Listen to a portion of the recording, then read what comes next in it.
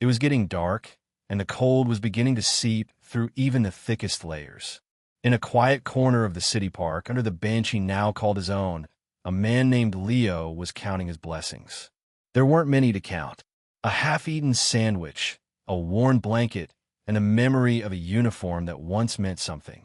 Leo was a veteran, and tonight, like many nights, he felt invisible. But then a whimper, a small, shivering sound that cut through the evening air. When he looked down, he saw two brown eyes staring back from the shadows. It was a dog, ribs showing, matted fur, lost and utterly alone. And in that moment, Leo faced an impossible choice. He had nothing to give, but he couldn't look away. Leo's world had become very small. His days followed a simple rhythm. Find a meal, find a safe place to sleep, and try to stay warm. The world moved around him in a blur, most people walking past without a second glance. He missed the camaraderie of his unit, the sense of purpose. Now, his purpose was survival. He spent his afternoons on that same park bench, watching families play, a silent observer to a life that felt a million miles away. That afternoon, the cold had a particular bite to it. Leo pulled his thin jacket tighter, thinking of the shelter across town. It was a long walk, and the last time he'd gone, his anxiety had made it impossible to stay. The open air, for all its cold, felt less suffocating. He was just deciding whether to try the journey when he heard it.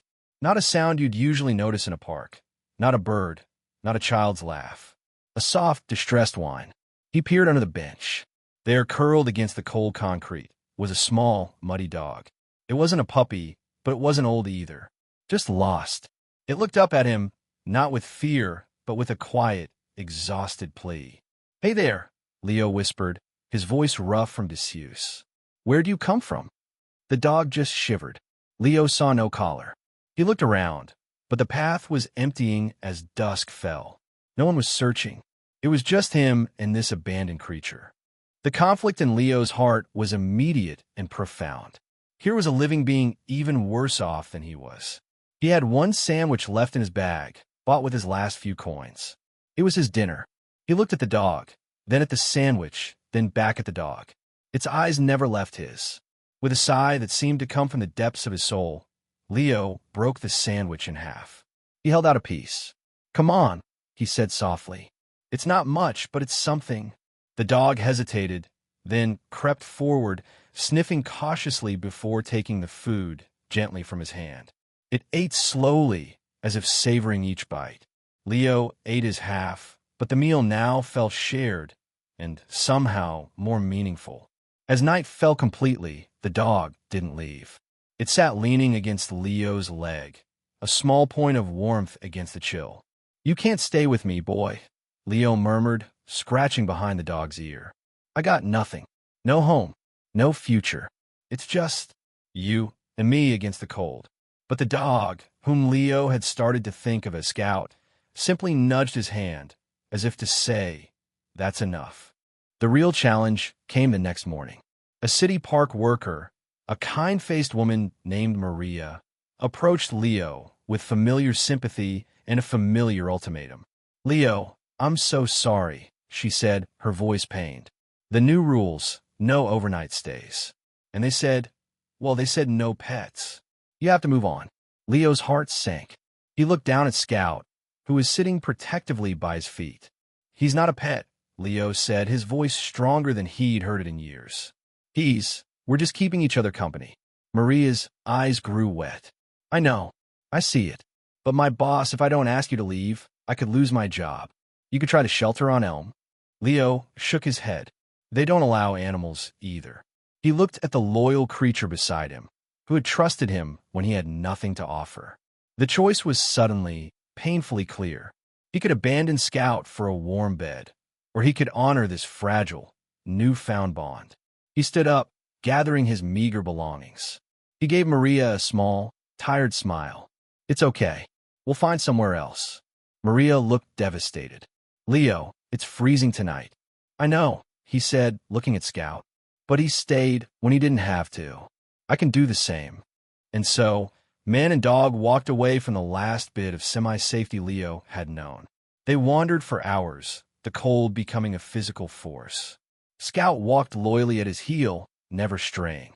Leo's spirit, which had found a flicker of purpose in caring for another, began to dim again under the practical reality of their situation.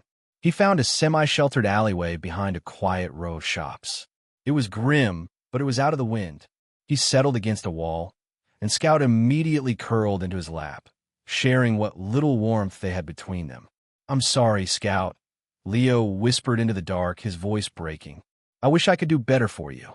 He must have drifted into a fitful sleep because the next thing he knew, a bright light was shining in his face. His heart leaped into his throat.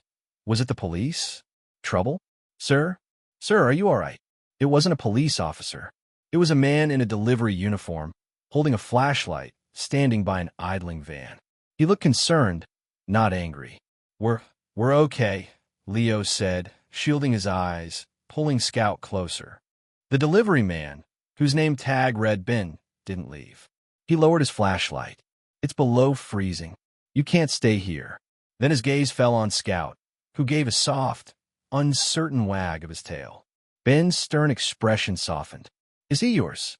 The old Leo might have said no, might have pushed the world away. But something about this shared struggle, this shared loyalty, had cracked him open. "Yeah," Leo said, and it was the truth. "He's mine. We're together." Ben was silent for a long moment.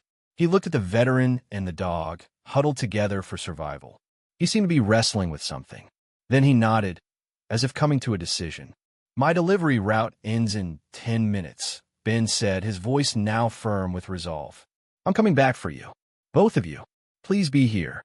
Leo was too stunned to reply. Ben just nodded again, got in his van, and drove off. "Did that just happen?" Leo asked Scout. The dog licked his hand. True to his word, less than 20 minutes later, Ben's personal car pulled into the alley. He got out, not with judgment, but with determination. "Get in," he said. "My wife is making up the couch, and we have a fenced yard." The twist, the moment of divine grace, wasn't in the rescue itself. It was in what came after.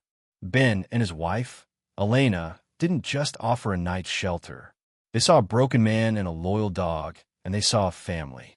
Over a simple, hot meal, the first real one Leo had eaten in months. Leo told them fragments of his story. The service, the hard return, the slow unraveling. He told them about finding Scout. Elena listened with tears in her eyes. "You saved each other," she said simply.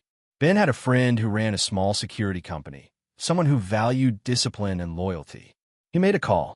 The local vet, a friend of Elena's, agreed to see Scout first thing in the morning, no charge.